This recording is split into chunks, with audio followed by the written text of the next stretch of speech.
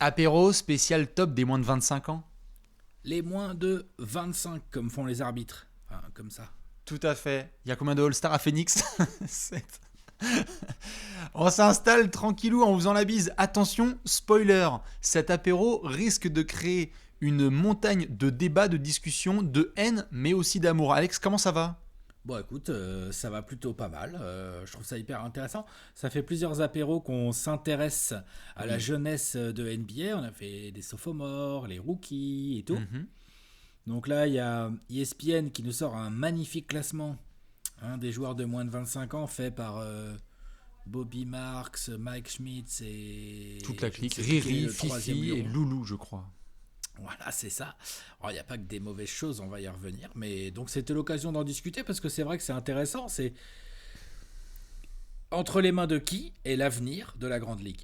Au moment où on parle. Attention, Bien très sûr. important, parce que là, cette Et en phrase, elle va fonction de sortir. quels critères? Et en fonction des critères de qui et de ce que j'ai mangé ce matin. Hein, ça, on le sait. Non, pour revenir sur ce que tu disais à l'instant, en effet, pour ceux qui ne l'ont pas vu, on va vous le montrer grâce à cette réelle formidable Léon MVP. On va pouvoir montrer l'article de ESPN avec ce classement des meilleurs joueurs de moins de 25 ans. Et donc, je vous propose à toutes et à tous déjà de craquer les doigts, de mettre une serviette bien humide sur la nuque. On va devoir tout vous expliquer. Déjà, donc, remontrer Genre mes l'article. notes. Alex, il sort les notes. C'est un véritable bouquin parce qu'on va se rentrer dans la gueule. On va expliquer tout. Nos critères, on va vous montrer la liste des joueurs qui ont moins de 25 ans. Attention, on le répète et on ne va pas que le dire qu'une fois, qui ont moins de 25 ans. Donc ça ne veut pas dire ceux qui ont minimum aussi 25 ans. Par exemple, Alex, Monsieur Carl Anthony Towns. Voilà, c'est ça passe pas, mon cher Charles-Antoine. Voilà, chaton, Ça ne passe désolé. pas, tu as 25 ans et une 150 jours ou 140 jours, un truc comme ça, donc C'est c'est bon. ça. Donc il ne passe pas le cut.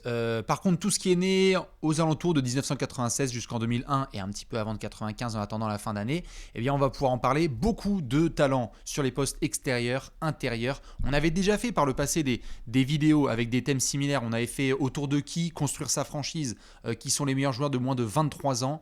Mais là, vu que c'était un petit peu dans l'actu américaine et qu'on aime bien déverser du sel, Alex, on s'est dit que ce serait cool à faire. Ouais, et puis 25 ans, ça a du sens parce que même quand t'as 24 ans et demi, t'es pas encore vraiment dans ton prime, t'en es pas Mhm. bien loin.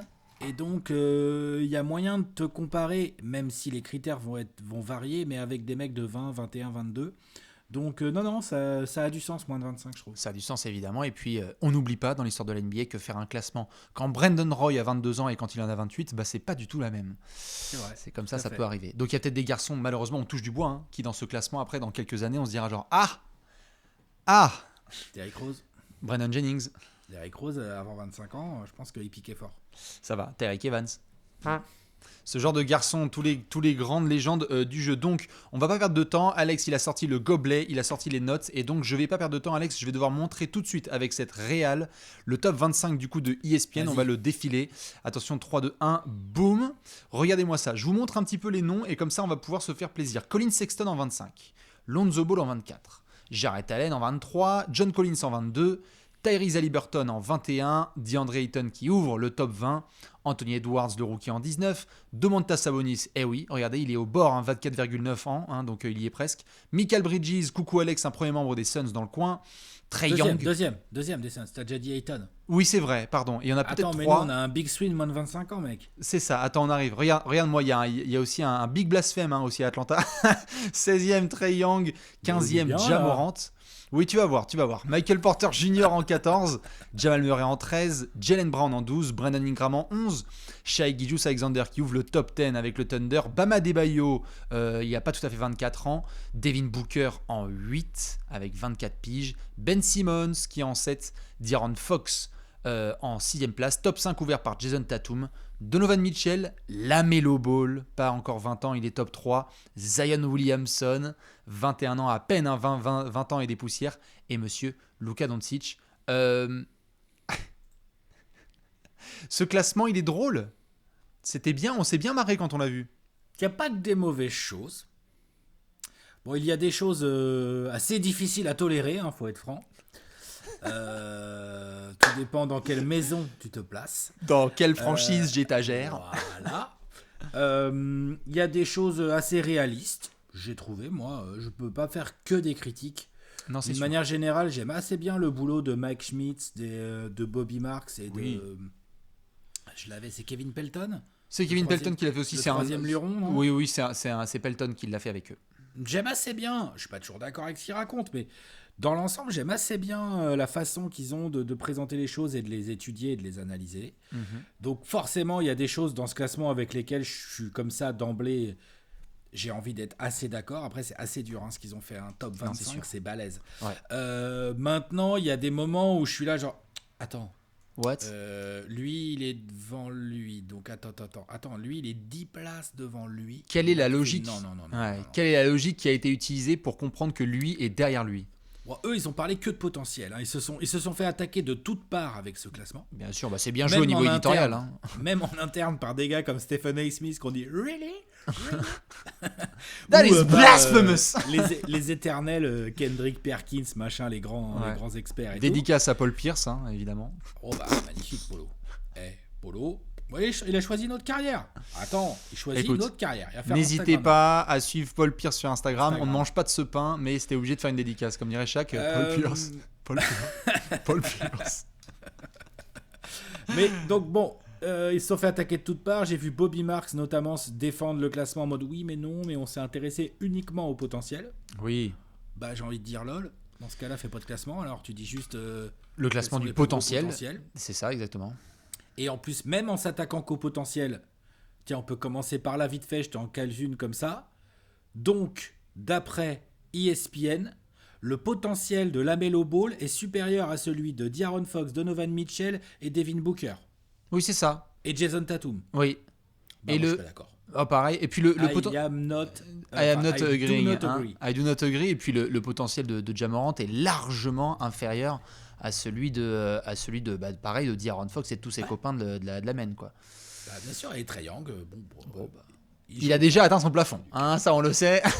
Donc non, évidemment sur ce classement d'ESPN, vous pouvez le retrouver, on vous le mettra aussi en commentaire de la vidéo, donc n'hésitez pas à aller le consulter. Et puis c'est les confrères américains, donc on aime bien faire des comparos. Ce qui est important que tu as mentionné Alex, c'est que nous là, on a regardé un top 25 d'ESPN, nous on va vous proposer notre top 10. On va pas faire un top 10 comme vous connaissez habituellement avec 10-10, 9-9, 8-8 et on rentre dans un débat. Là, on va changer un petit peu. Hein. Vous voyez Alex qui se marre, ça va être très drôle parce que une fois qu'on va expliquer un petit peu nos critères, Alex va balancer ses 10 joueurs, je vais balancer mes 10, vous allez écrire en majuscule et c'est là qu'on va pouvoir justement débattre un petit peu des choix qui ont été réalisés, qui est sorti du top 10, qui est rentré, qui à son poste est devant un autre copain. Enfin bref, vous voyez que Alex il continue à prendre des notes. Je vous cache pas que avant même que j'appuie, voilà, j'allais dire avant qu'on commence le rec, il m'a dit attends, j'ai encore de changer. Déjà que j'ai essayé de négocier la non wildcard. Je suis content de mon top 5. Je suis content de mon top 10. Je tiens à le dire. J'avoue qu'à partir de la sortie du top 5, j'ai des grosses hésitations. C'est un classement que tu fais aujourd'hui sur des joueurs hyper jeunes. Donc ça se trouve dans 20 matchs, hein, le classement sera plus le même. Tout à fait. Ça se trouve après les playoffs qu'on va voir là. Genre il y en a un de ceux qu'on va citer qui va aller pécho une bague. Donc forcément, qui va être genre MVP des finales. Forcément on va faire forcément il a un peu, tu vois, il a montré un peu de il a potentiel. changé, ouais. On va éditer l'article comme on dit. Voilà. Donc c'est complicado. C'est pas facilito. C'est le terme. Donc évidemment, pour ceux qui viennent de débarquer ou qui ont depuis quelques minutes essayé de comprendre comment ça allait se passer, n'hésitez pas vous aussi à appuyer peut-être sur pause et faire votre top 10. Mais pour vous aider justement à faire ça, et ça permet à Alex de réviser ses arguments pendant ce temps, je vais vous montrer évidemment le petit tableau des joueurs qui sont justement susceptibles de rentrer dans votre top 10. Parce que si on balançait juste nos 10 joueurs, c'est sympa, mais ça vous aide pas trop à participer. Il y a les 25 d'ESPN déjà. Exactement. Et autour de ça, il y en a d'autres. Après, comme tu l'as dit, c'est en fonction des équipes que tu préfères, de tes critères, etc. Donc, ce que je te propose, Alex, c'est que je montre assez rapidement aux gens la liste des joueurs qui peuvent rentrer dans ce classement. Et ensuite, on pourra partir sur nos critères, si ça te va. Vas-y, je t'en prie. Alors, regardez ce magnifique tableau. Je vous ai montré les joueurs qui sont nés, pour le moment en tout cas, les joueurs majeurs des années qui sont nés en 1996, 97 et 98. On a en 1996, donc juste à la limite, tu venais de le dire qu'Anthony Towns, ça ne marche pas. Par contre, on a du Devin Booker, Donovan Mitchell, on l'a vu.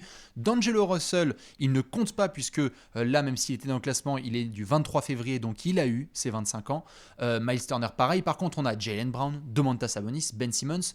Pour les copains qui sont nés en 1997, il y a du Jamal Murray, Brandon Ingram, De'Aaron Fox, John Collins, Laurie Markkanen, Bam Adebayo, Lonzo Ball, OG Anunoby et DeAndre Hunter. L'année 1998, ils ont peut-être pas forcément connu la double tête de Zizou, mais on a Jason Tatum, Trae Young, Shai Gilgeous-Alexander, Jarrett Allen, DeAndre Ayton, Rui Hachimura, Michael Porter Jr. Bien évidemment, c'est une liste non exhaustive, vous pouvez rajouter des joueurs. J'enchaîne juste sur les années 99, 2000 et 2001. En 99, Luka Doncic, Colin Sexton, Ja Morant, Jaren Jackson Jr., Marvin Bagley, Wendell Carter et Gary Trent. Je me suis permis d'enlever Kevin Knox. Je pense pas qu'il rentrait forcément dans le top 10 de tout le monde. Pour les années 2000, il y a du 50. dans le top 5, dans le top 1000, dans le top NBA même. Né en l'an 2000, cette phrase fait particulièrement mal à certains, évidemment. Zion Williamson, RJ Barrett, Kobe White, Darius Garland, Tyler Hero, Darius Bazley, Kevin Porter, qu'on a vu pas mal du côté de Houston, Jackson Hayes, Tyrese Haliburton, Talen Horton Tucker.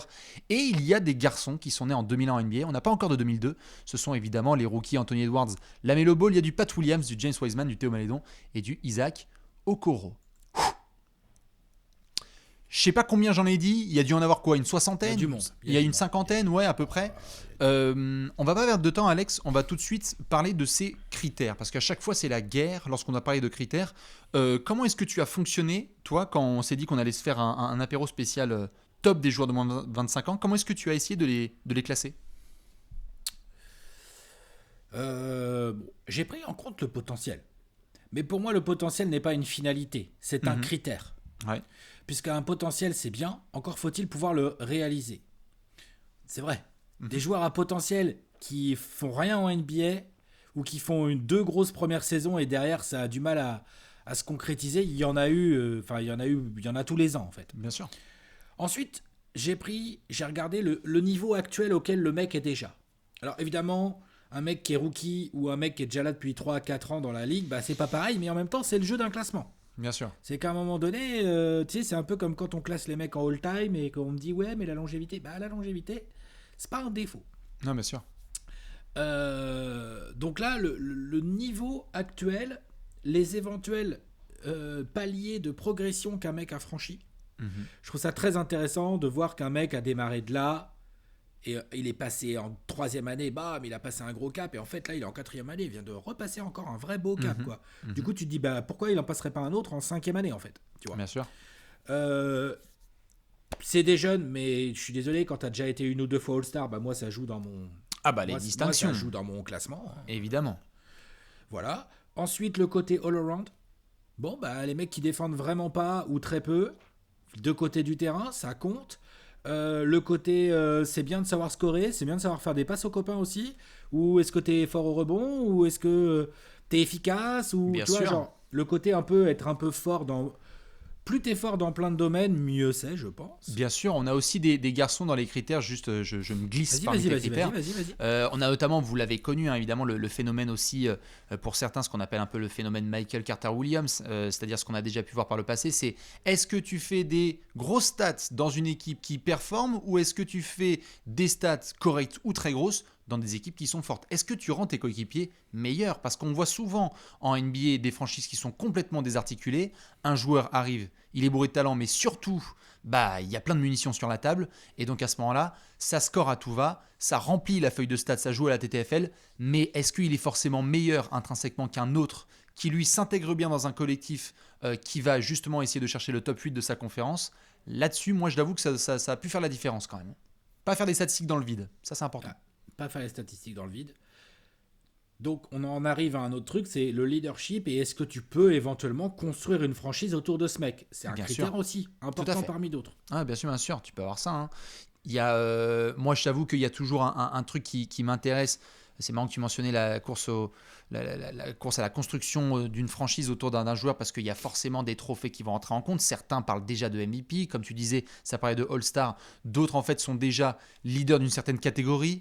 Il y a un garçon par exemple juste en dessous d'Alex, dont on pourra peut-être parler ou pas dans le top 10, où déjà défensivement t'es tellement fort que en fait quelque part ça surpasse tes limitations offensives ou techniques. Et puis il y a, moi je t'avoue aussi, une règle assez marrante que j'ai utilisée dans mon classement dans mon top 10, c'est ce que j'appelle la règle du playground sans chasuble, c'est-à-dire tous ces garçons sont alignés, et lorsque je les aligne, c'est qui que je prends en premier. C'est qui juste est vraiment trop fort. Demain, on a un Game 7 de playoff et j'ai besoin de compter sur ce garçon parce que intrinsèquement je sais sur quoi je vais pouvoir compter. Je ne parle pas de toute une saison entière, quoi. Mais tu es d'accord que ce n'est qu'un critère de plus Ce n'est qu'un parmi critère. plein d'autres. Bien sûr. Ok. Bien sûr, bien sûr. Je vois que ça se marre déjà. Non, mais forcément, parce que tu vois, par exemple, je ne sais pas, je dis n'importe quoi, juste pour chauffer les gens. Est-ce qu'il y en a qui vont voir aligner sur la même ligne Shai Gilgeous-Alexander, Ja Morant, Et Trae De'Aaron Young, Fox, De'Aaron Fox et Jamal Murray? tu prends Bah, qui au playground? Et bah, tu prends qui au playground? Exactement. Et là, ça se bouffe le doigt, là. Tu prends peut-être Jamal Murray. Hein. Tu prends peut-être Shai. Peut-être, je ne sais pas. Ah, ça y est, ça commence à bien se marrer. Donc évidemment, vous avez la liste des joueurs que vous pouvez utiliser. Le stylo, il est de sortie, les notes aussi. C'est très très dur comme classe. Oh, mais c'est compliqué à la mort. Il y a des joueurs qui sont restés en porte du top 10. Comme vous savez, on utilise souvent cette expression. J'ai envie de absolument pas perdre de temps. Alex, à moins que tu aies autre chose à rajouter, on va pouvoir déballer ton top 10. Si tu veux, je peux te l'envoyer. C'est pas un problème en fait. Eh bah écoute, je t'écoute. C'est toi qui vas nous donner tes places. Donc d'un coup, des places 10 à 1. Tu as tout ton temps, vas-y. Comme ça, je note. En 10, j'ai longuement hésité entre Gilgeous-Alexander et De'Aaron Fox. Et au final, je tranche, je pense, sur Shai Gilgeous-Alexander. Très bien. Donc il est en 10. Vas-y, en 9. En 9, j'ai Trae Young. D'accord. En 8, j'ai Ben Simmons. D'accord. En 7, j'ai Brandon Ingram.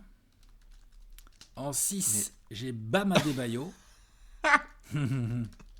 En 5, j'ai Donovan Mitchell. En D'accord. 4, j'ai Devin Booker. En 3, j'ai Jason Tatum. En 2, j'ai Zion. Et en 1, j'ai Lucas. D'accord. Alors je note pour que vous puissiez après voir évidemment les autres garçons. Je vais faire comme toi maintenant parce que les gens ont entendu et ensuite je vais montrer. Je donne mes 10 et ensuite je vous montre le visuel avec donc les places 10 à 1 de Alex et les places 10 à 1 de Bibi. C'est pour ça que je notais. Pour ton côté un peu wildcard, j'avais une grosse hésitation entre Monsieur Trae Young et Monsieur Jaylen Brown et c'est Jaylen Brown qui a fait le cut. Il est en place numéro 10. T'as pas Trae Jaylen Young Brown. dans tes 10 ? Je n'ai pas Trae Young dans mes 10. On va pouvoir en D'accord. discuter. Jaylen Brown, il est rentré dans les 10. En 9, j'ai un garçon que tu n'as pas cité, mais c'est bien, on va pouvoir en discuter. C'est Monsieur Jamal Murray de Denver qui est rentré dans le top 10. Je l'ai pas dit, j'ai pas Non, réussi mais à bien le sûr, mettre. bien sûr. Il y a aussi un autre garçon là que j'ai mis en 8 que tu n'as pas dans ton top 10, c'est Monsieur De'Aaron Fox. Donc déjà, on n'est pas d'accord sur les membres Bon, du lui, il top était 10. pas loin, lui, je comprends Oui. complètement. Non, complètement. En place numéro 7, Monsieur Bam Adebayo. En 6, Ben Simmons. En 5, Zion Williamson. En 4, Donovan Mitchell. En 3, Jason Tatum. En 2, Devin Booker. En 1, Monsieur Luka Doncic. Je montre justement aux gens ce que ça donne. Le voici, le tableau, il est beau comme tout. Regardez comment c'est magnifique. On Il a est le même juste 1. là. On a le même 1. On a Luka en 1. Redis-moi ton 3, c'est Tatum ? On a Tatum et Luka aux mêmes places. C'est tout. Et ton 6, excuse-moi, je vois pas bien ton écran. Ton 6 Non mais on 6, 1, 2, 3, 4, 5, 6. Ben Simmons. Vas-y, si tu veux, Ok. je te les redis, comme ça tu Et peux les ton noter. 7, c'est Bam. C'est Bam Adebayo, c'est ça. Moi Ah, j'ai c'est bon, Luka je en les ai. 1, J'ai Devin dit Booker ça. en 2, Jason Tatum en 3, Donovan Mitchell en 4, Zion Williamson en 5, Ben Simmons en 6, Adebayo 7, De'Aaron Fox 8, Jamal Murray 9, Jaylen Brown 10. Et donc pour Alex, Luka en 1 aussi, Zion Williamson en 2, Jason Tatum en 3, Devin Booker en 4, Donovan Mitchell en 5, Bam Adebayo en 6, Brandon Ingram en 7, Ben Simmons, Trae Young et Shai Gilgeous-Alexander qui ferment la marche. Par où on commence du coup ? Ta réaction à chaud, par quoi on peut commencer? Soit est-ce que tu souhaites un petit peu... Je te laisse déjà argumenter un petit peu ton top 10. Comment est-ce que tu as fonctionné pour classer les garçons comme ça?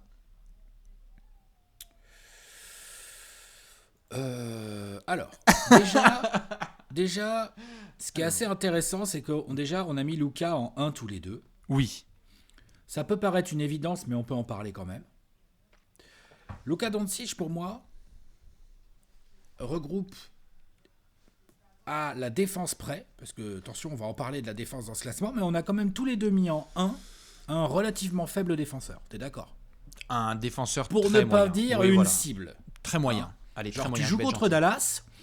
Dallas, si ton arrière un peu rapide, il est switché sur Luka Doncic, tout le monde s'écarte, et il le joue. Il a D'accord. essayé de faire des efforts, mais c'est vrai qu'en tout cas, c'est pas un aspect de son jeu qui est qui est extra. Non, mais il est assez grand, il est assez volumineux comme joueur en taille et tout, donc il peut faire des choses. Par contre, en mobilité latérale, en mobilité tout court, en termes athlétiques et tout, il est parfois limité. Et en plus, bon bah, il a tellement de responsabilités en attaque que de temps en temps, tu sens que. Bien sûr. D'ailleurs, ça énerve, hein, mais tu sens que voilà quoi. Ah mince, il est passé. Oh bah, c'est pas grave, donne-moi la balle, je vais attaquer. Oui, bah vas-y, Josh Richardson, tu fais le travail. Tu vois, voilà. Oui, parce que comme Josh Richardson, comme tu mets pas la moitié de tes lay-up, bref, c'est un autre sujet. C'est ça. Donc oui, Luka, pourquoi il est en 1 ? Parce que c'est un génie du basket. Et là, c'est sa 3e saison en NBA, oui c'est ça. Il a déjà été 2 fois All-Star, et c'est mérité. Dallas n'a peut-être pas les résultats collectifs suffisants pour qu'il soit dans la course au MVP clairement, mais intrinsèquement, c'est un candidat MVP, Luka Doncic, pour moi. Ah, bien sûr. Il score quand il veut, comme il veut, sur n'importe quel défenseur. Il distribue, il se place bien au rebond, il comprend le jeu. Il a que 22 ans. Ah, c'est ça, hein, je crois. Ah non, mais bien sûr, il a 22 piges. Hein. Bah, de toute façon, c'est ça, il vient de les avoir. Hein. Il vient de les avoir. Au mois d'avril, il les a eu en février. Il fait des stats. Là, même dans cette année un peu compliquée pour Dallas, avec du Covid, avec un demi-Porzingis, avec un Josh Richardson qui joue donc avec des moufles en béton. Enfin, bref, tu vois, genre...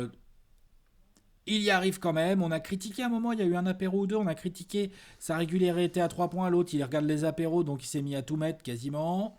Non mais c'est vrai. Allez, point faible et lancer franc. Point faible évidemment la défense. Il n'empêche que c'est un génie. C'est un talent générationnel. C'est déjà une superstar. Bah c'est ce que j'allais dire, c'est que moi si je le mets évidemment en 1 aussi, et il n'y a eu absolument aucun débat, c'est que c'est pour moi le seul garçon de cette liste et qu'on peut agrandir, où je le regarde dans les yeux et je dis, tu es mon franchise player. Ça me va, je t'entoure un peu, on vise le titre. C'est-à-dire que si Luka Doncic, demain, on doit aller en playoff et c'est mon patron, je dors tranquille. C'est un garçon qui me donne la confiance de pouvoir aller loin et autour duquel j'arrive à avoir des aspirations de Larry O'Brien Trophy, quoi, tout simplement. Et avantage de ses désavantages, il joue comme ça aujourd'hui, il peut jouer comme ça à 36 ans. Ah mais bien sûr, non mais c'est... Il y a quelque ça chose va de pas safe. être le cas de tout le monde dans la liste. Tout à fait, il y a quelque chose de c'est safe. C'est important mine de rien pour construire une franchise. Bien sûr, Luka, il y a quelque chose de safe qui fait que c'est le clair mal alpha de cette discussion. Je n'arrive même pas à concevoir comment, s'il y a des gens qui regardent cette vidéo, qui pourraient avoir un autre garçon que Luka Doncic en 1. C'est le clair patron, c'est une unanimité en fait. Après, ça n'enlève en rien le talent des autres garçons dont on va parler, hein, Zion, etc. Mais c'est vrai que Luka Doncic en 1, c'est très très clair. Justement quand on descend un petit peu quand on descend un petit peu le classement et je remonte un peu justement ce qu'on a mis, on a un désaccord sur Zion. Tu l'as mis tout de suite en 2 et comme tu vois ESPN, tu vois, moi je suis un ouais, t'es un boomer. Moi je t'avoue que j'ai mis Devin Booker tout de suite. Bah écoute, tu m'envoies ravi. Moi je l'ai mis en 4. On va dire qu'on va avoir à mon avis des discussions plus tendues. Puis ça veut dire qu'on l'estime quand même très haut tous les deux. C'est le côté phénoménal de Zion Williamson qui te prend le dessus ? Je sais pas, enfin, Zion, je veux dire, Zion, c'est quoi ? C'est un athlète comme on n'en a jamais vu en NBA. J'aime bien les comparos avec LeBron, avec Charles Barkley et tout. Il y a de ça. Il est plus petit que LeBron et il fait 15 kilos de plus. Faut comprendre le délire. Il a le physique, je sais plus, j'ai lu un article récemment, je crois que c'est de Shira Tsoi, une journaliste de Yahoo. J'aime bien lire ce qu'elle écrit, souvent c'est assez intéressant. Elle disait, il a le corps d'un surathlète de football américain et il a une finesse basketballistique absolument incroyable. C'est vrai. On le voit cette année. La question c'est, est-ce qu'il va rester en bonne forme et tout ? D'accord. Moi je pars du principe que oui, pour l'instant. On a un athlète hors du commun. On a un mental incroyable. Le mec a la pression de ouf depuis combien de temps en fait ? Et en fait, non, là, il arrive, il lâche pas le sec. On en a déjà parlé tous les deux quand on a fait les sophomores. QI basket, incroyable. On voit même Stan Van Gundy à l'idée de lui mettre la balle dans les mains et il peut le faire. Il voit les passes, il comprend les défenseurs. Il sait quand il doit driver parce que le mec est trop lent.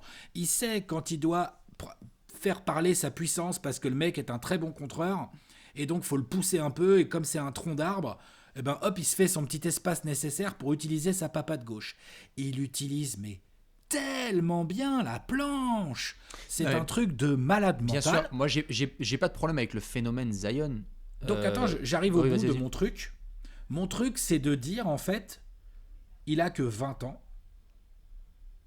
C'est déjà un joueur ultra dominant dans n'importe quelle raquette de la NBA. Et en plus, tu peux quand même lui fourguer un peu la balle dans les mains. Donc moi, je l'ai mis en 2, parce qu'en termes de potentiel, pour moi, il est en 1. Voilà, potentiel pour moi, il est en 1. Et après, je pense qu'il est assez indéfendable. Je pense que s'il se blesse pas, en fait, c'est peut-être le plus indéfendable de la liste. Sur tous les gars, oui. Sur tous les gars, oui. Après, j'avoue que l'échantillon est un peu plus court, Un peu forcément, plus petit, que les autres garçons. Juge du potentiel, là. Et là, on est sur une dose que je comprends au niveau du potentiel. Par rapport à un Devin Booker, où tu es bien placé pour le savoir, je l'ai mis en 2 parce que je trouve que on a tendance à un petit peu trop... C'est bizarre la courbe qu'il y a eu dans la carrière de Devin Booker, dans le sens où au début, il y avait des performances dans une équipe justement où ça n'arrivait pas à gagner. Mais ça y est, on a mis des joueurs autour de Devin Booker et on le sait. On le sait que maintenant, si tu as une équipe bien construite autour, parce que j'adore Chris Paul, j'adore DeAndre Ayton, c'est l'équipe Quand de même, Devin Chris Booker. Paul, il fait une saison 2 Non, mais quand même. Hein. tout à fait, je suis pas en dois train de le dire le reconnaître, contraire. tu vois. Je dis pas le contraire, Alex. Je dis simplement, cette équipe, c'est l'équipe de Michael Bridges ou c'est l'équipe de Devin Booker? Non, bien sûr que C'est l'équipe de Devin Booker. Cette équipe autour de Devin Booker, on l'a vu enfin bien entouré. C'est un garçon qui déjà, là, on n'est pas dans de la projection ou de la perspective. On sait déjà qu'il peut être à un niveau intrinsèque All-Star. C'est pour moi, demain, on aligne tous les arrières de la ligue. Et on se demande, on vient de voir un match justement entre Phoenix et Utah, où on voit Devin Booker. Est-ce qu'il discute à table avec les autres garçons comme les James Harden et autres? Pour moi, oui. Techniquement, il est capable. En termes de scoring, il est capable. Évidemment, il s'ajuste parce que là, il y a d'autres choses qui lui sont demandées collectivement. Mais je trouve le garçon tellement fort individuellement qu'il s'est ajusté dans une équipe. C'était pas facile ce qui a été demandé à Devin Booker. Je sais que pour certains, avoir Chris Paul qui débarque, c'est normal. La vie est belle pour tout le monde. Oui, mais pour un garçon qui avait l'habitude d'avoir beaucoup le ballon entre ses mains et qui a dû comprendre comment gagner, moi je trouve qu'il y a quelque chose de tellement fort avec Devin Booker individuellement que je suis obligé de le prendre devant notamment certains garçons, et il est en 2 parce que franchement demain, je revenais sur cet argument, demain il y a un Game 7 où demain je suis à la loi du playground, bah j'avoue que je prends Devin Booker devant quasiment tout le monde en fait, parce que pour peu que le mec prenne chaud, là dans les pyromanes, tu peux mettre une bonne défense, tu peux mettre une mauvaise défense, tu peux mettre des darons sur lui, on lui a foutu du Paul George, du Kawhi, on lui a mis d'autres gars, en fait il en a rien à faire. Très clairement. Ah, mais je suis d'accord. Et puis à l'image d'un Luka Doncic, il va pouvoir jouer comme ça très longtemps. Et il va pouvoir jouer Devin comme ça Booker tellement longtemps. Est un joueur de mid-range absolument incroyable. Ouais. Un joueur J'ai l'impression qui que sait c'est le sample en fait de l'échantillon de Zion qui est incroyable là, sur cette saison, hein. Mais où j'ai pas eu encore des éléments suffisamment nombreux face à plusieurs défenses. On a vu Devin Booker parfois affronter des défenses de grands malades. Je veux bien voir ça un peu plus avec Zion et ensuite Oui. on pourra jauger. On peut se dire que Zion, comme Yanis, comme LeBron Ouais, à c'est son ça. époque, Bien sûr. il va se retrouver face à des murs parce qu'on va vouloir contrer sa puissance physique, bien sûr, et il va peut-être buter et tout. Je dis juste qu'en fait, il a tout juste 20 ans. Ouais, il en aura 21 cet été, je crois, un truc comme ça. Il est dans sa 2e saison déjà seulement. Là, et quand il se met à jouer tous les matchs, bah, naturellement, tout de suite, il est à 26-27 points. C'est quoi ces pourcentages au tir, quoi? 60%, Non, bien sûr, bien sûr, là, bien c'est sûr. quoi ce délire? Ah, Là, il y a des graphiques qui sortent, là, il est dans des trucs avec Karl Malone et Will Chamberlain, en fait. Ah bah Tu c'est vois ce que je j'ai veux dire envoyé, bien sûr, c'est ce que j'ai envoyé hier soir C'est sur toi le qui l'as Shaq envoyé, et voilà, c'est ça. Ah ouais, sur Shaq, Shaq, Malone et Wilt. C'était plusieurs matchs à plus de 55% au shoot et 20 points minimum. Et c'était pour mettre en avant le côté, chez ce jeune joueur, de cette pression qu'il y a sur lui depuis le début, numéro 1 de draft, attendu depuis tout jeune, phénomène physique, se blesse pour sa saison rookie. Il arrive, il nous fait un petit échantillon pas mal, mais là il était vraiment trop petit. Là on est sur un 2 tiers de saison où il a joué vraiment quasiment tous les matchs. Enfin voilà quoi, il est là vraiment, il a beaucoup joué. Et on voit bien qu'en fait, bah, déjà, alors que tu as l'impression qu'il est encore très brut quoi. Non, bien sûr. Déjà il est instoppable en fait. Je suis d'accord, il y a notamment un élément intéressant que vous avez peut-être vu dans le classement, et peut-être que du côté de Memphis ça grommelle, mais c'est malheureusement j'ai l'impression que c'est un petit peu la réalité pour beaucoup de gens. Le point sur le i, il est clairement mis sur la draft où il y avait Ja Morant et Zion Williamson. On a eu une saison rookie où Ja Morant faisait poser des questions sur la sélection de Zion. On se demandait ce que ça allait donner. L'écart, il est creusé. C'est creusé. c'est creusé de chez creusé. C'est clairement. C'est creusé de chez creusé. Donc moi j'ai mis Booker qu'en 4. Toi t'as mis Tatum Moi, juste derrière Booker en 3. Donc on est tous les deux d'accord pour dire que, après on les a pas mis dans le même ordre, mais que Tatum et Booker sont dans des ranges très similaires. En fait, on a le même top 5. On a le même top 5, c'est juste que les garçons sont dans les ordres. C'est vrai, On a les mêmes 5, c'est juste que Zion, moi, laisse la place aux joueurs un peu plus darons. Tatum est troisième. Ah si, on a le même top 5, tout à fait. Si, on a Luka, Zion, Tatum, Booker et Mitchell. Les différences qu'on a, c'est que si nous on a mis Luka et Tatum donc en place 1 et 3, Zion et Devin Booker se sont un peu échangés, même si toi Devin Booker il est en 4, moi il est en 2, Zion toi il est en 2, chez moi il est en 5, et on a Donovan Mitchell qui est entre les places 4 et 5. Donc, entre guillemets, moi j'ai laissé la place aux joueurs un peu plus darons. J'avoue que juste l'argumentaire pour défendre un petit peu mon steak sur notamment Donovan Mitchell, Tatum devant Zion Williamson, c'est que on l'oublie souvent, mais Tatum qu'on a mis tous les deux en 3, c'est un garçon, une fois qu'il a eu le déclic, oui en effet il y avait du Jaylen Brown, du Marcus Smart, etc. Mais c'est lui le plus fort à Boston.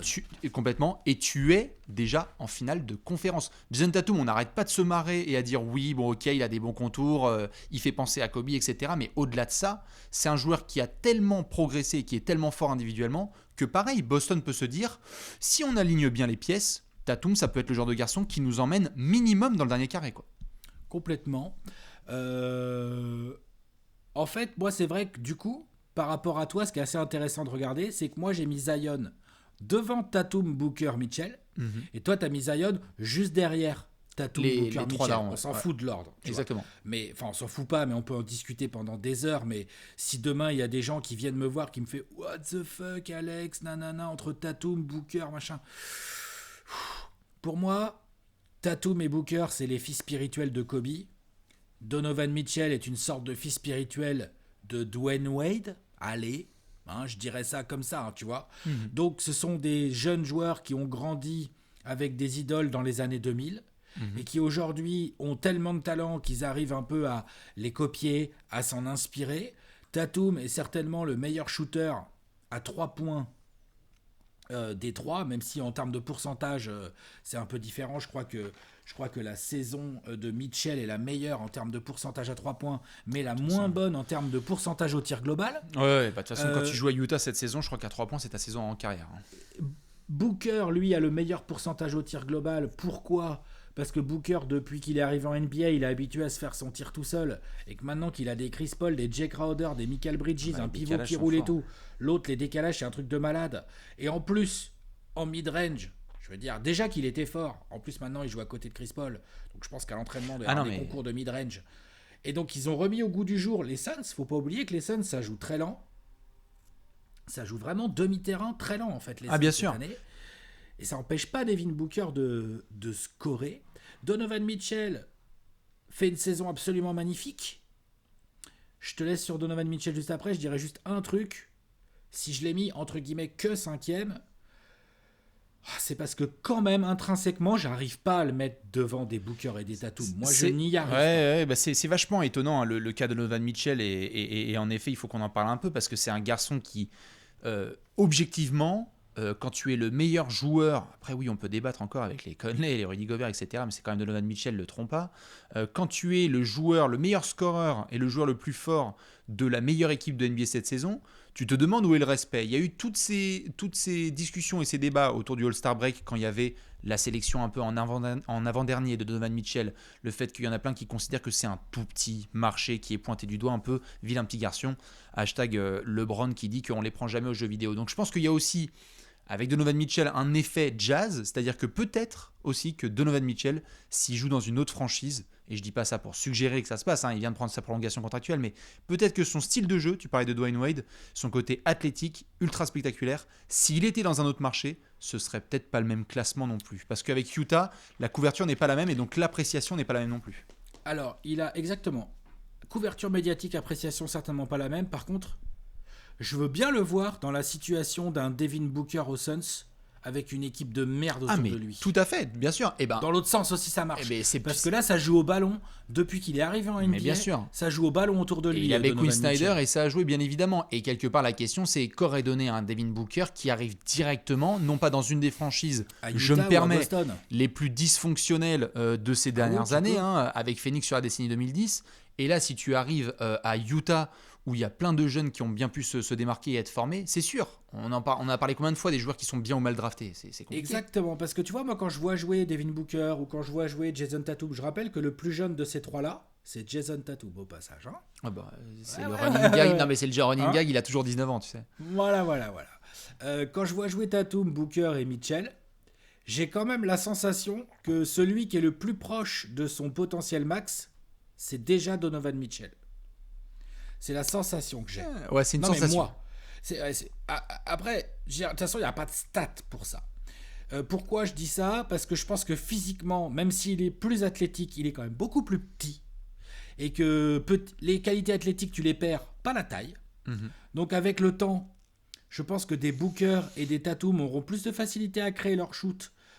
Quoi qu'il arrive, même si les qualités athlétiques sont un peu moins au rendez-vous, ce sont des athlètes plus smooth, Tatum et Booker, que Donovan Mitchell, qui est très puissant, explosif. Genre, il fait 10 cm de moins, franchement, il doit faire le même poids, quoi. Tu vois. Genre, voilà, on voit bien, il est tanké.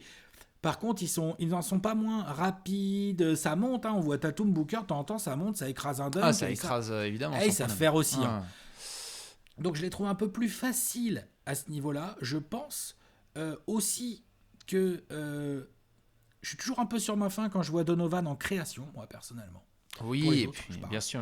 Et donc du coup, je le value à fond, mais j'ai toujours un peu plus de mal par rapport à Tatum et Booker, donc je l'ai mis juste derrière. Non, mais je comprends. Et en soi, tu vois, je remonte encore ce qui a été mis dans le classement. Tu le mets Bon, 5e. toi aussi, tu l'as mis juste derrière, du coup. Oui, hein. voilà. Moi, je l'ai mis en 4. Juste, la seule différence, c'est que comme on en avait C'est parlé ça, notamment la dans... différence, en fait. Surtout. Tout à fait. Notamment le phénomène dont tu parlais là et qu'on a pu aussi voir et discuter lors des derniers playoffs, c'est aussi que Donovan Mitchell a été tellement bon, tellement fort, tellement tôt. Je veux dire, sa saison rookie, c'est tellement un phénomène. Donovan Mitchell, il va en playoff. Il tape le Thunder. Enfin, je veux dire, aujourd'hui, on a un mec qui fait ça dans ce classement. Il grimpe énormément dans ce classement parce que de battre le Thunder, de Paul George, de Westbrook, de Carmelo Anthony, à l'époque, c'était complètement dingue.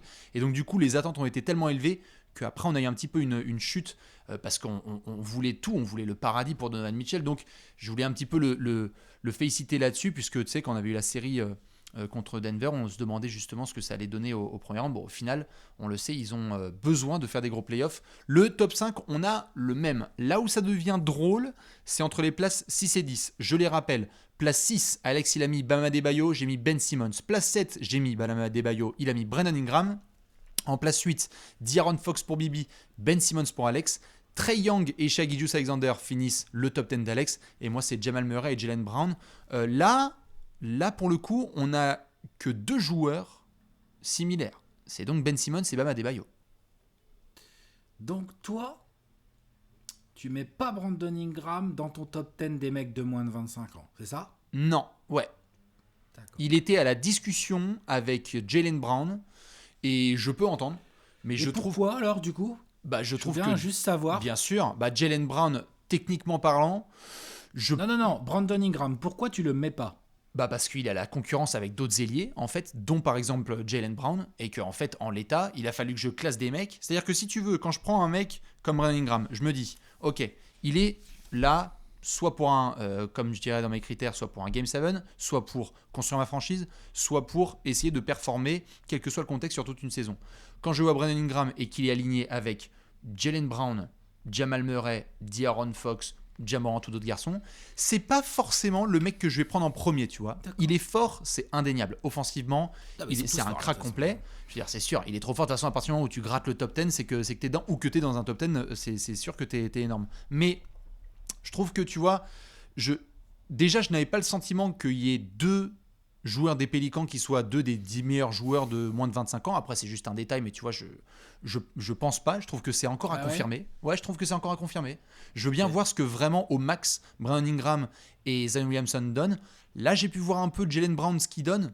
Et franchement, cette saison,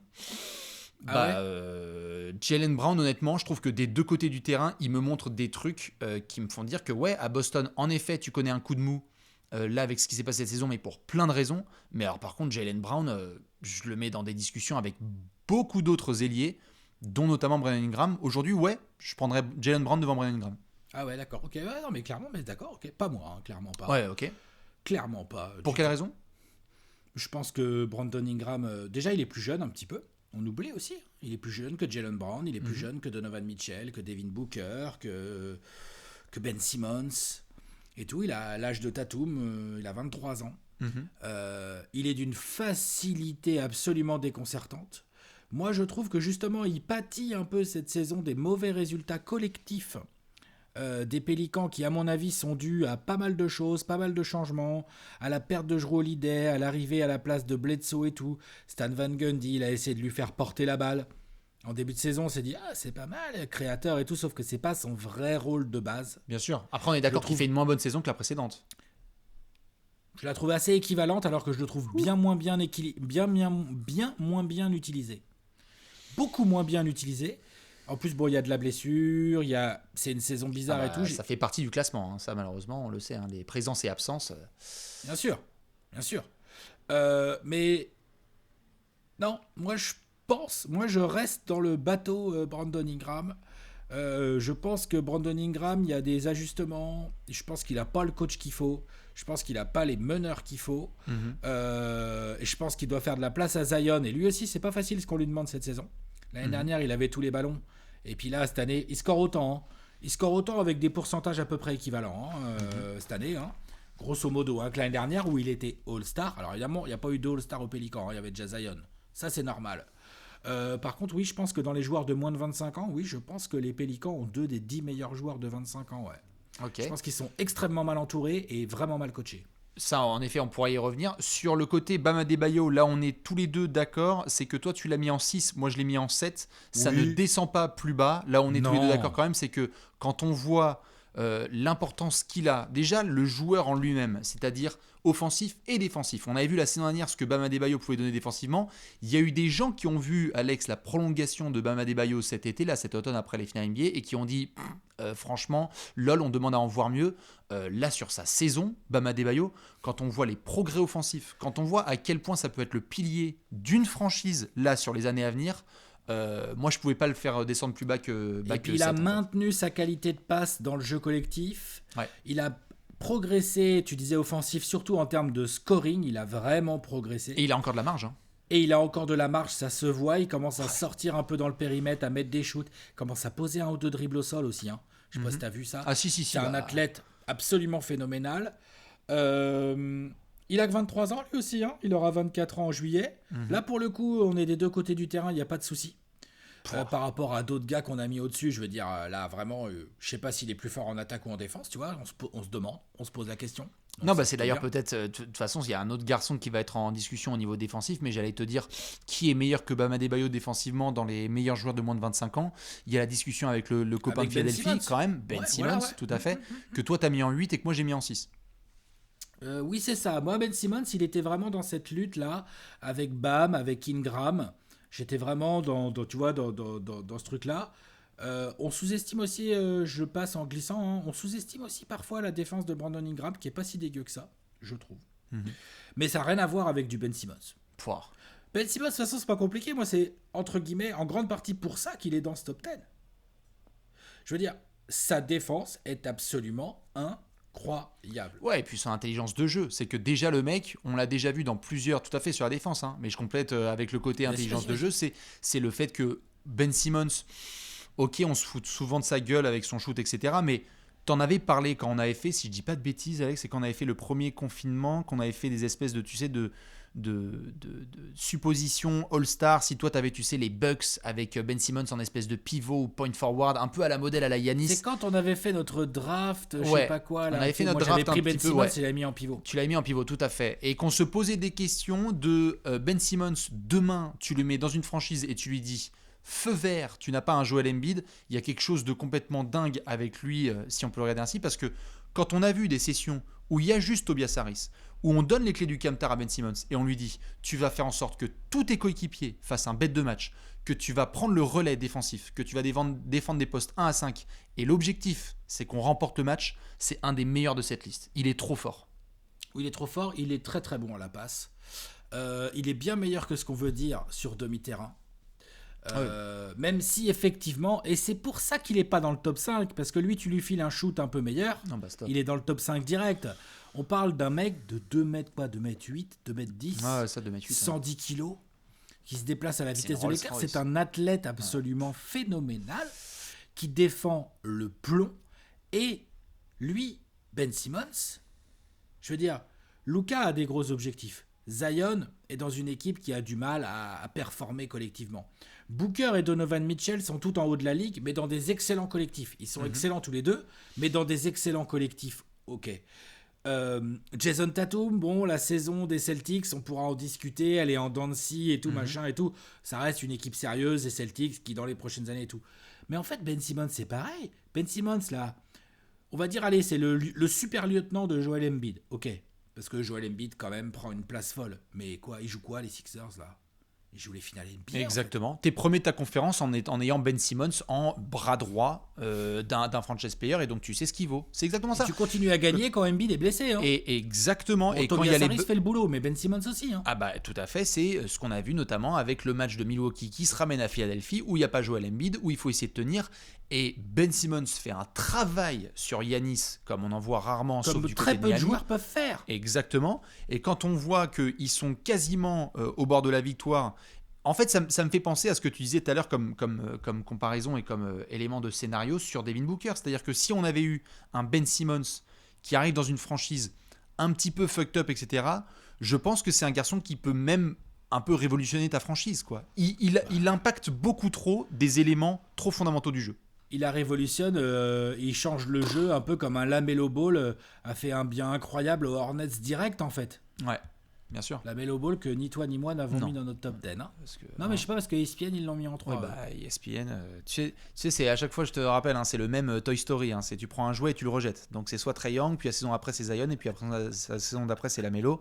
Et là, quand il y a Kate Cunningham qui va arriver, ils vont balancer Lamelo Ball à la poubelle, et ils vont dire oui, ça fait moins d'audience. Non mais Ben Simmons, oui, c'est 7ème chez toi, 8ème chez moi, c'est ça Je le remets, Monsieur Ben 6e chez Simmons. toi. Moi, il est 6ème.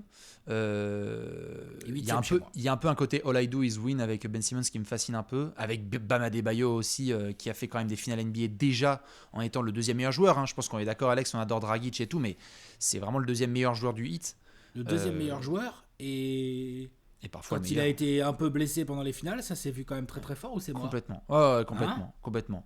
C'est le meilleur pivot de loin de cette génération moins de 25. Là-dessus, il n'y a pas de débat. Ouais, parce que demain tu me dis, tiens, on a un Game 7 de playoff à jouer, mon pivot c'est Bam Adebayo. Ah bah, on y va. Franchement, pas de stress. Ouais. Hein. Bien Allons-y. sûr. Bien C'est sûr. parti. Ça commence quand Là où ça peut un peu plus bégayer, c'est marrant, tu nous as fait un grand écart et j'ai hâte d'avoir justement ta plaidoirie là-dessus, c'est qu'on est passé de Ben Simmons à Trae Young, pas du tout les mêmes types de joueurs. Oui.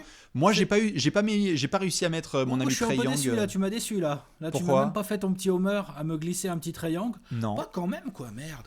Non mais attends, qu'on soit d'accord, Trae Young, je vais te laisser en parler évidemment, c'est un joueur trop fort, mais juste aujourd'hui, il y a un moment aussi tout fan des Hawks que je suis, tu me le mets sur la ligne avec Ja Morant, De'Aaron Fox, Shai Gilgeous-Alexander, bah, je peux te dire que j'hésite très fort parce qu'en défense et dans d'autres aspects du jeu, bah, c'est pas assez. C'est pas assez. Je comprends. Ah, je c'est chaud. comprends. Mais tu vois, dans une saison de merde où moi ce qui m'énerve, et c'est pour ça que je le monte pas plus haut, tu vois, l'année dernière on aurait fait ce classement, tous les deux, ça se trouve, on le mettait plus haut. Possible. Il était quasiment à 30 points par match. Ouais, mais dans une équipe qui arrivait à rien faire, quoi. Ouais, mais mettre 30 points par match en NBA, c'est pas si facile que ça, malgré tout ce que peuvent dire plein de gens. Ce que je veux dire, c'est que Trae Young, son talent offensif, en termes de talent offensif, Oh mais... Le problème, c'est qu'on a deux côtés du terrain, tu vois. je sais, mais juste prends un côté déjà. En termes de ce qui concerne, quand je dis talent offensif, c'est pas juste scorer, hein, juste le talent offensif. Ouais, bah c'est le... Je peux Création, le dire, hein, passe, handle, pas trop perdre la balle, shooter de loin, driver, obtenir des lancers. Bref, faire en sorte qu'il y ait des points qui tombent. Ah non, mais faire en sorte qu'il y ait il y ait de la marque, c'est peut-être le meilleur avec Luka dans cette liste. Et après, vous pouvez débattre avec Devin Booker, etc. Donc mais oui, en défense, ça c'est clair que c'est un trou noir l'autre. C'est une cible pour plusieurs raisons. La première, c'est son physique. Hein. Désolé mon pote, hein, mais l'autre, je le prends au bras de fer. Hein. Donc bon, tu vois, voilà, ça c'est pas bon pour lui. Deuxièmement, c'est aussi sa mentalité, c'est-à-dire qu'il se donne pas à fond. Oh De temps là en temps, là. ça joue les lignes de passe Oh là là. et c'est tout. Voilà, ça choisit quand jouer aussi, Triangle. Et ça énerve. Mais ça choisit quand jouer. Il n'était pas content du coach. Lloyd Pierce, ça avançait pas. T'étais le premier à gueuler. T'étais le premier à pas être content de Lloyd Pierce, machin et tout. Depuis qu'il n'y a plus Lloyd Pierce, ça va quand même mieux. Tout à fait. Ça va mieux. Les Hawks, mine de rien, ils sont là. Hein. Ils sont partis pour aller en playoff sans passer potentiellement par le play-in. Et leur meilleur joueur, leur trompa, qu'on me dise tout ce qu'on veut, c'est Trae Young. Ah, mais bien sûr. Point barre. Mais c'est. Donc, Vas-y. je finis. On a un joueur qui, dans une saison un peu relou, il fait un peu la gueulouille et tout, machin, où ça va pas comme il veut, nanana, tout ça. Vas-y, Trae Young, quand il se lève le matin, il y a 25 points, il y a 10 passes, quoi. Tout le temps. Pas sûr. Si. Tu vois, par exemple, quand tu sors, et pourtant, tu sais bien comment je suis placé pour parler de Triangle, vu que je me le farcis tous les soirs. Donc en ce moment, c'est vrai que je dors beaucoup mieux avec les matchs. Ah, il a 25 points et 10 passes. Il n'y a pas de problème. 9 passes, peut-être, allez. Ouais, voilà, il est top 3 des meilleurs passeurs de NBA. Avec des pourcentages qui sont pas toujours géniaux. C'est un joueur bizarre, mais pour moi, il a un talent absolument incroyable. Le mec est trop fort. Et tu sais bien, quand il est arrivé de la draft, je me disais, honnêtement, un meneur comme ça, quand Triangle, il affirmait dès son arrivée rookie qu'il pouvait être potentiellement meilleur passeur et meilleur marqueur de NBA, hashtag Nate Archibald, ça ne m'étonne pas. Parce qu'en fait, le mec, il a un talent tellement énorme que tu peux lui mettre... J'ai vu des doubles, triple teams, il s'en sort. On lui a mis des putains de défenseurs, il en a rien à faire. Il y a des soirs où il n'y a strictement rien à faire. Mais il y a aussi des soirs où c'est absolument insupportable d'être dans la même équipe que Trae Young. Parce qu'en fait, il va y avoir de la faute provoquée où en fait, ça va être des balles perdues à foison. On parlait de ce fameux mode Game 7, par exemple, où tu parlais de Bam Adebayo. Moi, parmi les meneurs avec lesquels j'ai envie d'aborder un Game 7, je sais pas si je prends Trae Young devant d'autres gars, tu vois. Par rapport à un Jamal Murray, par exemple, ou par rapport à un De'Aaron Fox ou d'autres garçons. Alors évidemment, De'Aaron Fox, c'est une autre discussion. Mais quand je vois Trae Young, en fait, j'apprécie certains éléments, mais entre défensivement, caractère et leadership, il me manque encore beaucoup de choses. Et donc, il était 11e. Mais je suis bien content que tu l'aies mis top 10 parce que, par contre, on en a parlé en off, et ça, j'ai bien aimé que tu le mentionnes, c'est que c'est un garçon qu'on prend déjà beaucoup trop pour acquis alors qu'il est en 3e saison. Il a 22 ans, l'autre. Non, mais c'est ridicule. Il est beaucoup trop fort. Ah ouais, moi, je le trouve beaucoup trop fort. Donc, je l'ai mis dans mon top 10, par principe. Après, j'entends. Si quelqu'un vient me voir et me fait quand même, tu peux pas le mettre devant Shai Gilgeous ou Jamal Murray ou De'Aaron Fox ou Ja Morant. Je suis là, je fais oui, d'accord. D'accord. Mais juste, je suis pas sûr que ces mecs-là soient plus forts que Trae Young. J'allais te poser la question, ça veut donc dire que entre Jamal Murray, Trae Young, Shai Gilgeous-Alexander et Ja Morant, tu prends Trae Young et Shai Gilgeous-Alexander devant ces deux autres garçons. Ouais, j'aime bien l'alliage. Je trouve que c'est une belle paire derrière. Je trouve que ça marche bien. J'aime bien. Après déjà, Shai Gilgeous, je ne mets pas meneur, moi, perso.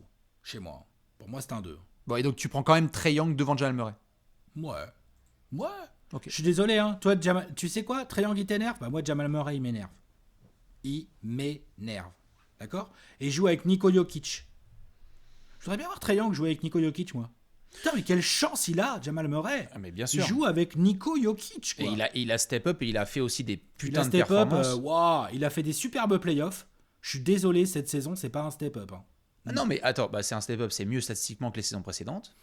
Donc il joue mieux en soi que. Après, c'est le côté régularité qui est toujours étiqueté à Jamal Murray, donc on a envie d'en savoir un peu plus. C'est étiqueté parce que c'est la réalité quand tu regardes les matchs. Hein. Parce qu'il a traîné des pieds en janvier, qu'il était aussi un peu blessé, mais que par contre, quand Jamal Murray est fort, tu vois, tu parlais par exemple on en a parlé avec des Jason Tatum ou avec d'autres garçons, c'était qui ? C'était Bam Adebayo, je crois, ou même Ben Simmons, comme tu disais.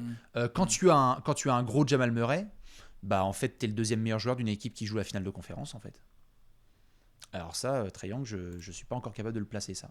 J'aimerais bien voir, j'adorerais que Trae Young soit le bras droit d'une superstar, mais j'ai l'impression que Jamal Murray, en compréhension du jeu, comment driver une équipe et savoir choisir ses bons moments pour sanctionner, putain, il a fait des progrès, Jamal Murray, c'est chaud. Ouais, mais c'est un excellent joueur. C'est un excellent joueur, statistiquement très inférieur à Trae Young, clairement. Statistiquement inférieur à Shai Gilgeous-Alexander. Statistiquement inférieur à De'Aaron Fox. Quand même, faut le dire. Après, qui sont les 3 meilleurs joueurs de leur équipe.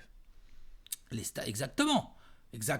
Donc lui, il a Niko Jokic à côté. Donc il y a une certaine logique. Les stats de Shai, s'il est à côté de Jokic, il ne fait pas les mêmes chiffres, ça c'est sûr. Ouais. Bah, c'est clair qu'il aurait peut-être pas tous les ballons dans les mains et tout. Bien sûr. Mais Jamal Murray, par exemple, moi, à la passe, il me frustre. Je trouve qu'il voit pas beaucoup, Jamal Murray. Donc j'aime beaucoup Jamal Murray, le scoreur. Le basketteur complet, non. Alors là, clairement, je le mets derrière Shai. Qu'on me dise avec Trae Young et tout, machin, ça, à la limite, je trouve que je devrais peut-être changer mon classement, tu vois, je devrais mettre Trae Young en 10 dans ce cas-là. Pour moi, Shai Gilgeous-Alexander est dans ce top 10. Ouais, c'est le garçon qui était en place dans les wildcards là, en 11 et 12 parce que le talent est beaucoup trop indéniable. Le mec est beaucoup trop fort, en fait. Bien. Ouais. On lui file des responsabilités tout d'un coup, bah, c'est pas si mal du tout ce qu'il en fait. Il a progressé au tir. Parce que lui, il a une gestuelle bizarre. Il est arrivé en NBA, on se disait, ouh là là, est-ce qu'il est capable de marquer en dehors de la raquette, lui ? Bien sûr. Oui, monsieur. Parfaitement. Il est capable. Cette saison, il prend beaucoup plus de 3 points. Il est la cible quasi unique des défenses qui jouent au KC, parce que, pardon, mais enfin voilà quoi. Moses Brown. Je peux pas faire offense à Théo Malédon qui fait une super saison de rookie, notre petit Frenchie et tout, ou à ton pote Darius Bazley, tu vois, des gars comme ça. Tu joues au KC, s'il y a Shai Gilgeous sur le terrain, tu mets ton gros défenseur dessus. Bien sûr. Ça l'empêche pas de shooter à plus de 50%, à plus de 42%, à 3 points, de mettre ses lancers, de créer, d'être le joueur qui score le plus en pénétration de toute la NBA. Ouais. C'est chaud, non ? Ah non, mais bien sûr. De toute façon, il est. Tu sais, je l'avais envoyé. C'était notamment avec De'Aaron Fox, les deux mecs qui mettent le plus. De'Aaron Fox. Ouais, c'est ça. De'Aaron Fox, il est deuxième. Ouais. Et c'était des pourcentages qui sont complètement dingues pour les deux garçons parce qu'en termes de finition, ce qui est fou là où je te suis totalement, c'est que Shai Gilgeous, je pense que tu es fan des. Je sais pas s'il y aura des fans des Clippers qui vont être dans le coin parce que c'est pas une équipe avec des moins de 25 ans trop. Mais par contre, je pense qu'ils le savent. Quand il y a eu le trade pour Paul George. Ok, tu savais, certains se posaient déjà la question au moment où il y a eu le trade, s'il lâchait une future superstar, et tu as l'impression d'avoir la confirmation mois après mois en fait. Tu sens que Shai Gilgeous, tu peux construire autour de lui sa franchise et qu'il faut lui donner du temps en fait. Et tu vois, par rapport à ce que tu disais sur Jamal Murray juste avant, bah moi, avec Shai Gilgeous et Trae Young, c'est plus Ja Morant et De'Aaron Fox qui m'ont fait hésiter que Jamal Murray. Pour le rentrer dans les 10. Okay. C'est pas que j'aime pas Jamal Murray, il m'a fait rêver lors des derniers playoffs. Cette saison, il m'a plus énervé que fait rêver. Okay. Et je trouve quand même que, ok, le fait de jouer à côté de Jokic, peut-être t'as pas toujours autant la balle dans les mains et tout machin, mais merde quoi, tu joues à côté de Jokic par contre. Ah mais bien sûr. Donc t'as un gros gars qui attire la défense à ta place. Donc quand même. Mais bien sûr. Là-dessus, je trouve que c'est aussi un avantage pour Murray. Et donc je trouve qu'on parle pas assez, effectivement. Donc toi, t'as mis De'Aaron Fox, mais t'as pas mis non plus Ja Morant, toi, c'est ça J'ai mis De'Aaron Fox. Ja Morant n'est pas dans. Je le remets en effet le top 10 comme ça, ils vont l'avoir sous les yeux. C'est certainement ce qui me fait le plus chier, c'est de pas réussir à rentrer Ja Morant là-dedans. Ouais, Ja était en effet dans les discussions et je me suis dit pareil, genre moi c'est Shai Gilgeous qui vraiment m'a créé des problèmes de conscience où je me dis merde, il faut qu'il rentre en 10. J'ai besoin de mettre De'Aaron Fox en avant parce que je pense que pareil, comme certains garçons, comme je sais plus de qui j'avais parlé, c'était je crois avec Donovan Mitchell, le côté tu joues chez les Kings donc on s'en fout un peu, donc on regarde pas trop, donc on se fout de ta gueule, ok. Mais alors franchement De'Aaron Fox individuellement, De'Aaron Fox individuellement, je pense que pareil. Wildcard, et normalement t'aurais dû l'écrire, mais moi je les ai tous les deux en 10. Oui, bah t'en as 4 en 10, tu sais Alex. Moi aussi. Mais De'Aaron Fox, j'ai le sentiment que si je le mettais, ouais, franchement aujourd'hui De'Aaron Fox, tu me dis tu le mets sur une ligne chasuble et tu le mets avec Jamal Murray, avec Shai, avec Trae Young, ouais, je pense que je peux prendre De'Aaron Fox. Après pour certains c'est culotté parce qu'il n'y a pas les résultats avec les Kings et qu'on se dit allez on en veut plus.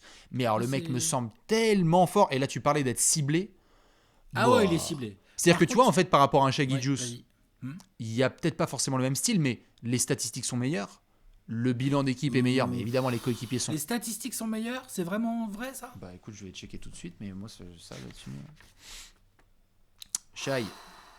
Et certainement pas les pourcentages au tir. Hein. Non. Parce que si ça a bien un point faible chez Fox, et qui est quand même un point faible emmerdant quand t'es meneur comme Fox, c'est quand même au tir dans le périmètre. Bien sûr. Au tir extérieur, il y a du taf. Il a taffé son mid-range, son espèce de le jeu est plus sous contrôle. Le jeu est beaucoup plus sous contrôle. De petit fadeaway, tu sais, ligne de lancer là. Ça, non, il l'a sûr, taffé. Par contre, à 3 points, moi, je l'ai shooté, perso. Hein. Non, mais tout à fait. Je te donne juste les stats. Il est un peu moins de 24 points, un peu moins de 6 passes, un peu moins de 5 rebonds. Shai Gilgeous-Alexander, avec donc 80% au lancer, 42% à 3 points, 51% au tir. Je regarde juste pour Fox. Il y a un tout petit peu plus. Je les ai là. 24,6 points. Donc c'est ça. Il y a un peu plus de scoring, un peu plus de passes. Il y a moins de rebonds. Et il y a des beaucoup moins bons pourcentages au tir. Ah, tout à fait. Et ils ont le même âge. Non, Shai a 1 an de moins. Bon, c'est ça. Donc voilà. En soi, sur la saison... donc ça se bat quand même en stats. Ça se bat complètement. C'est pour ça que moi, je l'ai mis un peu plus haut parce que j'ai aussi un coup de cœur pour De'Aaron Fox qui, je pense, comme on a pu le voir avec Devin Booker. Tu sais, il y a quelques années, on voyait Devin Booker, on se disait, putain, ce serait tellement bien s'il était bien entouré dans une franchise qui était fonctionnelle, etc. Devin Booker, il a eu un miracle, il a eu un changement de management, il a eu une arrivée aussi de bons coéquipiers, des bons pics de draft, et soudainement, un bon coach, et soudainement, ça se passe. Qui est moins bien loti que De'Aaron Fox dans cette liste? Ben Simmons, c'est dans une bête de franchise. Shai. Bam Adebayo, c'est bien. Shai, honnêtement, je fais appel tout de suite aux fans des Kings. Modèle de reconstruction du Thunder ou modèle de reconstruction des Kings, je pense qu'il n'y a même pas débat. Ah non, modèle de reconstruction, pardon, il n'y a pas débat. Par contre, les coéquipiers intrinsèquement qu'il y a autour. Ah, mais bien sûr. Mais voilà, tout à fait. C'est ce qui fait aussi que le bilan est un peu supérieur des Kings par rapport au Thunder. Mais je ne parlais pas forcément de ça, c'est plus De'Aaron Fox. En comparaison un peu avec ce que je disais sur Devin Booker, le jour où De'Aaron Fox arrive à avoir de la continuité, des bons coéquipiers et un management qui l'encadre bien, je pense qu'on va tous s'en rendre compte et qu'on va se dire, en fait, le mec est juste beaucoup trop fort, quoi. Il faudra qu'il se paye un shoot. Un vrai. Ça progresse qui fait peur. Ça progresse. Moi, j'ai beaucoup regardé les Kings parce que ça fait partie des équipes qui me frustrent, mais en même temps je les aime, en même temps ils me frustrent. Donc je pense que les fans des Kings se reconnaîtront dans ce constat. Et quand même, je trouve que De'Aaron Fox, dans ses choix de tir et dans sa qualité, notamment derrière l'arc, il y a du taf. Ça progresse. Il y a du gros taf. Il y a du gros boulot, c'est sûr. Et puis Shai a eu l'occasion d'avoir un garçon que toi tu connais bien maintenant qui est passé 1 an dans son vestiaire. C'est-à-dire que je veux bien voir si De'Aaron Fox il a 1 an de Chris Paul et Danilo Gallinari dans son vestiaire pour lui dire, tiens Théma, tu veux qu'on progresse au shoot? Allons-y. De'Aaron Fox il s'entraîne au shoot avec Richon fucking Holmes et Nemanja Bjelica. Je veux dire, c'est très sympa, mais on n'est pas sur les mêmes calibres, tu vois. Non, bien sûr. Mais il a une gestuelle chelou, il n'a pas le même toucher. J'y crois un peu moins, en fait. J'ai l'impression que... je dis pas qu'il va pas progresser au tir, mais j'ai l'impression que ça restera un peu son petit péché mignon. Alors après, il a d'autres qualités, il s'en fout. Non, c'est sûr. Il peut passer n'importe qui avec son premier pas. Bien sûr, il a plein de choses pour lui. D'ailleurs, avec Shai, ce sont les 2 joueurs que tu as sorti la stat là, qui marquent le plus en pénétration.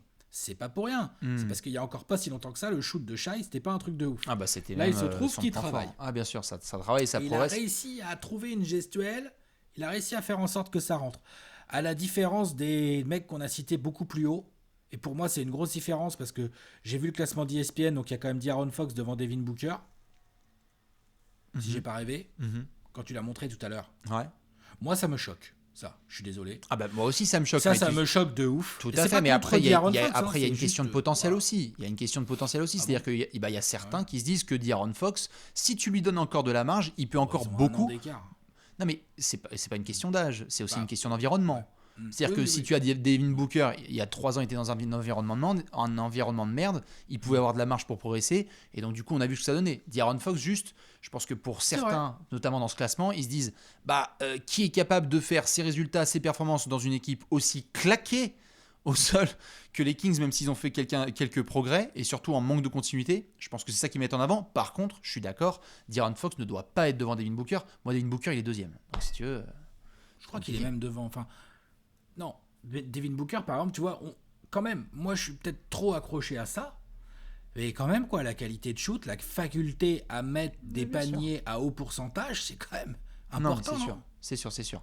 Je remonte le top. Attendez, excusez-moi, je vais le remontrer. Il est juste ici. Le top 10 de Alex et de Bibi pour pouvoir comparer. Évidemment, petite question, Alex, là, pour continuer. Allez, deux noms, puisqu'on en avait parlé un tout petit peu, deux noms qui ont vraiment, vraiment gratté le top 10. Et si tu peux, là, tu les ajoutes juste en bas. Ja Morant, on n'a pas beaucoup parlé de lui. Et De'Aaron Fox, dont on vient de beaucoup parler. Très bien. Mais Ja Morant, on n'a pas beaucoup parlé de lui parce que voilà, saison compliquée, Memphis. Il n'a pas son principal partenaire de jeu quand même depuis le début de la saison quand même.